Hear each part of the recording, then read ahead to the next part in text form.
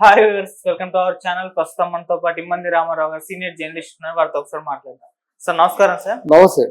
Sir Sri Reddy మనకు తెలుసు, social మీడియాలో చాలా యాక్టివ్ గా ఉంటుంది, కాంట్రవర్షియల్ కామెంట్స్ చేస్తుంది, ఎప్పుడు కూడా వార్తల్లో నిలుస్తూ ఉంటుంది సార్. అయితే ఇప్పుడు శ్రీరెడ్డి అరెస్ట్ అయినట్టుగా వార్తలు వస్తున్నాయి సార్. అంటే చంద్రబాబు గారి పైన, పవన్ కళ్యాణ్ గారి పైన, అనిత గారి పైన కొన్ని కామెంట్లు చేసిందని చెప్పేసి కేసు నమోదు చేశారు, అందుకే అరెస్ట్ చేశారని వార్తలు వస్తున్నాయి. అసలు ఏం జరిగింది, మీరేం చెప్తారు సార్? ఇక్కడ శ్రీరెడ్డి గారి గురించి చెప్పాలంటే తను ఒక మహిళ నటి. ఆవిడ ఏ లక్ష్యంతో వచ్చిందో, మొదట్లో రావడం మంచి ఆర్టిస్ట్ అవుదాని వచ్చింది. అనుకోకుండా సాక్షిలో ఒక కెమెరా అంటే మామూలు వీడియోలో ఈ డిజిటల్ ఫీల్డ్లో వర్క్ చేసింది. తర్వాత చిన్న చిన్న వేషాలు వేస్తూ స్థానికులకి ఎందుకు అవకాశాలు కల్పించటం లేదు, తెలుగు మాట్లాడే వారికి వేషాలు ఇవ్వరా, మీరు స్పందించకపోతే నేను ఏదో అర్ధనగ్న ప్రదర్శన చేస్తాను అని దిగింది. దాంతో ఒక్కసారి హూయిద్ది శ్రీరెడ్డి అని అందరూ ఆశ్చర్యపడ్డారు. ఏమిటది, వినుచాంబరిదురుగా అర్ధనగ్న ప్రదర్శన చేయడం, అక్కడితో ఆగిపోవడం, ఇండస్ట్రీ అంతా ఒక్కసారి త్రుళ్ళి పడ్డం, ఇవన్నీ జరిగిపోయినాయి. అప్పటి నుంచి శ్రీదేవిని ఒక దాన్ని ఏమంటారు, ఒక మేనేటర్గా, ఓ పెద్ద పుల్లాగా చూడడం మొదలుపెట్టారు. ఏ విషయాన్నైనా సూటిగా అడిగేస్తుండేది, ఏ విషయం గురించి అయినా సూటిగా మాట్లాడుతుండేది. దాంట్లో మసాలా దట్టించినట్టు బండ బూతుల మధ్యలో, ఆవిడ మాటల మధ్యలో బండ బూతులు మాట, ఈ సెన్సార్ ఏమైపోయిందో, విజిలెన్స్ సైబర్ క్రైమ్ అయిపోయిందో ఏం తెలియదు, నాకు అర్థం కావలేదు. కానీ ఎవరో కంప్లైంట్ ఇస్తేనే పట్టుకోవడం కాదు, అంత ఏమంటారంటే అంత నిర్లక్ష్యంగా నోటికొచ్చిన బూతులు దాంట్లో మాట్లాడిస్తుంటే కంటపడితే అప్పుడే అరెస్ట్ చేయాలి కదా. మరి ఏదో మేనేజ్ చేసుకోవడం జరిగింది. ఈవిడ ఎలాగుందంటే పోట్ల గిత్తలాగా తయారయ్యేసరికి రాజకీయ నాయకులు కళ్ళు పడ్డాయి. మనకు కావాల్సింది ఇదే. అంటే మన ఆపోజిట్ పార్టీలో ఉన్న వాళ్ళని నోటికి వచ్చినట్టు మళ్ళీ తలెత్తుకోకుండా తిరిగేలాగా చేసే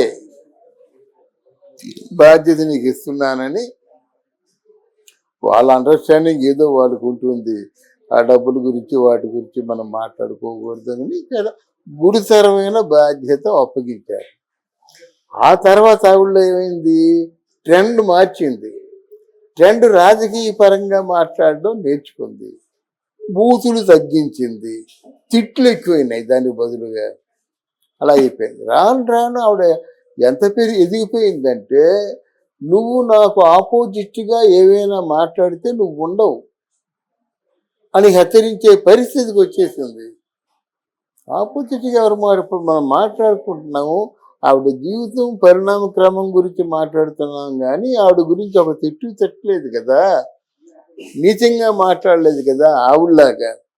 ఇప్పుడు ఏమైందంటే చీఫ్ మినిస్టర్ని, డిప్యూటీ చీఫ్ మినిస్టర్ని, ఇంకా ఈవెన్ భువనేశ్వరుని గారిని కూడా మాట్లాడి ఆల్మోస్ట్ అంటే వాళ్ళ క్యారెక్టర్లనే అసాసినేషన్ చేసే పరిస్థితి వచ్చింది కనుక ఆవిడ మీద చాలా మంది కేసులు పెట్టారు, ఆవిడ పెడుతూనే ఉన్నారు. ఆవిడ అప్సెండెడ్గా ఉంది. ఈ పరిపాలన రూలింగ్లోకి వచ్చేసరికి ఆవిడ తప్పించుకొని తిరుగుతుంది. ఇప్పుడు ఈవెన్ కర్నూలులో కూడా కేసు పెట్టారని తెలిసింది. ఈసారి మాత్రం ఆవిడ తప్పించుకోవడం మాత్రం అవకాశం లేదు, తప్పించుకోవడం అవకాశమే లేదు. ఖచ్చితంగా చేసిన దానికి తగిన మూల్యం చెల్లించుకుంటుంది. ఇంకా మిగతా విషయాల్లో చూసినట్టయితే ఆవిడకు ఒక గ్రూప్ ఉంది, ఆవిడకు ఒక సిండికేట్గా ఉన్నటువంటి జెంటిల్మెన్ ఉన్నారు. దానివల్ల భవిష్యత్తులో కొంత అలజడి రేగుతుంది. మీ కొత్త విషయం చెప్తా, జయలలిత అనుకుంది ఏదో పిచ్చిదైన నన్ను నమ్ముకొని తిరుగుతుంది అని అనుకుంది. కానీ ఏ శశికళని నమ్మి తన వెంట తిప్పుకుందో ఆ శశికళ వల్లే తనకు జాబ్ వస్తుందని ఆవిడ ఊహించలేదు కదా. అలాగే జగన్మోహన్ రెడ్డి అయినా చంద్రబాబు నాయుడు అయినా పరిపాలన పరంగా రాజకీయ పరంగా చూసుకుంటారు కానీ ఇంకా రౌడీల పరంగా చూసుకునే పరిస్థితి వాళ్ళకు ఉండదు కదా. పవన్ కళ్యాణ్ ఉద్రేకంగా మాట్లాడతాడు, జై జనసేన అని ఒక ఐసేస్తే ఏం చేస్తాం, చేయలేం కదా. అంటే అటువంటి వాళ్ళు రంగంలో దిగుతారు. అరెస్ట్ చేయడం, శ్రీరెడ్డిని అరెస్ట్ చేయడం కాదు, శ్రీరెడ్డితో పాటు శ్రీరెడ్డికి సహకరించి వెనుకదన్నుగా ఉన్న వాళ్ళు కూడా అరెస్టు చేయాలి. అది మనం చెప్పుకునే మాటలు. లేకపోతే మరి ఎప్పుడు ఆ గలభా జరుగుతూనే ఉంటుంది. ఇప్పటికే తెలుగుదేశం పార్టీ వాళ్ళు చాలా లేట్ చేశారు కనుక ఈ విషయంలో మనం చెప్పదలుచుకున్న మాటలు సూటిగా చెప్తున్నమాట. పావుని తోక మీద కొట్టకూడదు. పావుని తోక మీద కొడితే సరిగ్గా ఎగిరి నెత్తి మీద పొడుస్తుంది. పావుని ఎప్పుడు తల మీదే కొట్టాలి, చచ్చినంత వరకు కొట్టాలన్నమాట. అది ఆ జాగ్రత్తలు తీసుకోకపోతే మళ్ళీ ఇబ్బందులు ఇద్దరికీ తప్పు, కూటమి తప్పదు అన్నమాట. ఎందుకంటే వాళ్ళు దెబ్బ పడుతున్న కొద్దీ రెచ్చిపోతుంటారు. పగలు ప్రతీకారాలు వస్తాయి సంబంధంలో. అంటే ఎక్కడికి కావాల్సి అంటే ఎక్కడికి వాళ్ళు అనుకుంటే అక్కడికి వెళ్ళి గలాభా సృష్టిస్తారు. ఇటువంటి ప్రమాదాలు కూడా ఉంటాయని ముందుగా మనం హెచ్చరిస్తున్నాం. సార్, శ్రీరెడ్డి గారు ఇప్పుడు వైసీపీ పార్టీ తరపు నుంచి వీళ్ళపైన కామెంట్స్ చేస్తున్నారా, లేకుంటే పర్సనల్ గా ఏమన్నా కామెంట్స్ చేస్తున్నారా? ఏ రకమైన comments? Sri Reddy is the mouth piece for YCP. YCP ఈ సబ్జెక్ట్ మాట్లాడమంటే మాట్లాడడమే.